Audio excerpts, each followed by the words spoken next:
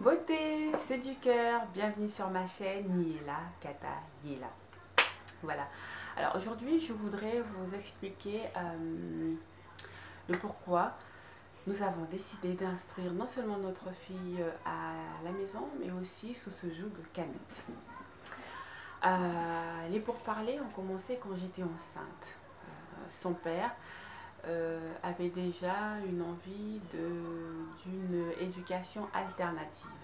Mais qu'est-ce qu'on allait mettre dans cette alternative-là restait encore à définir. Mais au moins, il y avait matière à discussion et c'était très bien parce que pour ma part aussi, j'avais une petite idée déjà, mais que je n'osais pas formuler, qui était d'instruire ma fille sur la route. Il se trouve que j'aime beaucoup les marches solitaires, les randonnées au long cours, sur des longues semaines, sur des longs mois, en mode bivouac, avec ce que ça suppose d'inconfort et de rencontres, etc. etc.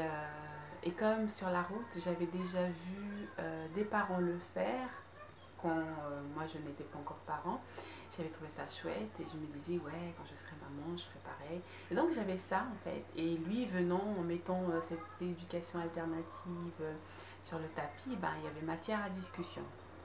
Voilà, donc on en était là jusqu'à sa naissance. Et quand elle est née, ça a changé beaucoup de choses parce que elle nous a obligés à préciser qui on était véritablement. C'est-à-dire que d'emblée, il y avait un méga zoom qui disait que moi j'étais congolaise et lui il était haïtien et nous venions d'avoir une petite fille noire née sur le sol français. On lui donne quoi comme éducation? On lui transmet quoi? Et là, j'ai senti que j'étais une coquille vide, quoi. Euh, Malgré le fait que j'ai vécu en Afrique, en dehors de mon sac à sac, j'avais pas grand chose à lui offrir. J'étais une vendue de base. Du coup, je savais pas quoi lui offrir d'autre. Je parle même pas la langue, ou ne serait-ce qu'une seule langue du pays. Voilà. Alors, je me suis penchée sur l'histoire haïtienne. Et quand je dis ça, il faut se dire que venant du Congo, venant d'Afrique, avec le bagage qui était le mien, quand je voyais et j'entendais Haïti, c'était Vodou, Vodou, Vodou. Le truc, il faut vraiment. Tu vois ça, tu tailles. Voilà.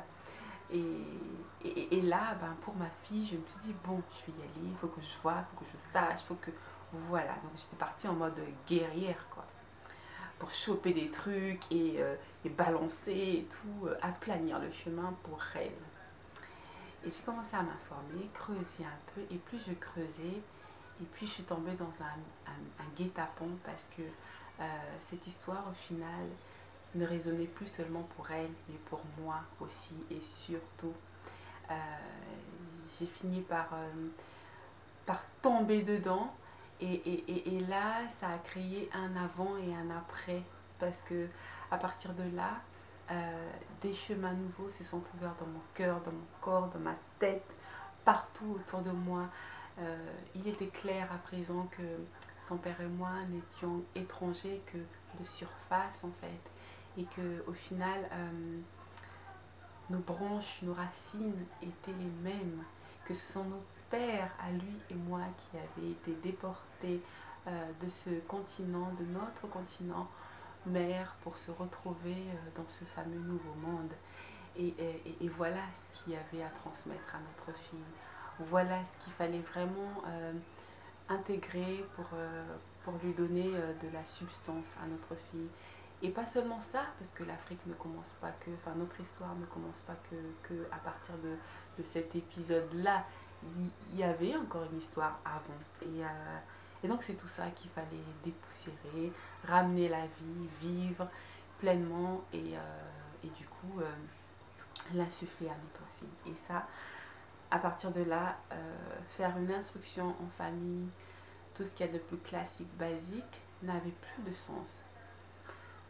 Enfin, pas complètement, parce que Ce que j'aimais aussi dans cette instruction en famille, que j'avais senti instinctivement comme étant la meilleure solution pour ma fille, était aussi le fait que en la gardant à la maison, je respectais son rythme. C'est-à-dire que à l'école, l'école n'a qu'un seul objectif en général, et tous les enfants, peu importe leur niveau, peu importe leur disponibilité du moment, peu importe qui ils sont là tout de suite maintenant, ils doivent converger vers un objectif prévu en fait. Et j'aimais pas déjà cette idée-là.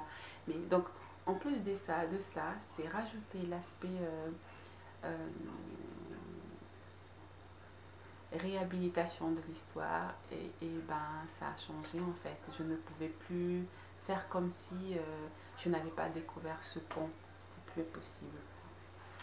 Et là, ça fait quasiment un an qu'on est dans le processus d'instruction en famille, car comme je vous dis, nous savons qu'elle n'ira pas à l'école depuis avant sa naissance, quoi. Ça, c'était certain. C'était juste le comment qui était un peu compliqué pour nous. Mais du coup, quand elle est née, et ben, on dilettante, on avait commencé à jeter ci et là quelques petites choses. Et donc, j'ai un petit peu de retour pour vous dire que maintenant qu'on est dans ce processus-là, il est, comment dire, impossible de refaire machine arrière, parce que tout ça a pris corps, tout ça a pris sens, ce n'est plus possible.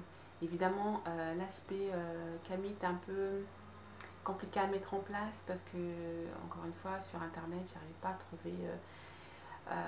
Je cherche des parents qui ont fait ce choix-là, comment ils ont accompagné leurs enfants. Ça reste pour moi une consultation quotidienne, mais en dehors de ça, il est hors de question de revenir en arrière. Voilà. Voilà ce que je voulais vous dire, et je vous dis à très vite. Ciao.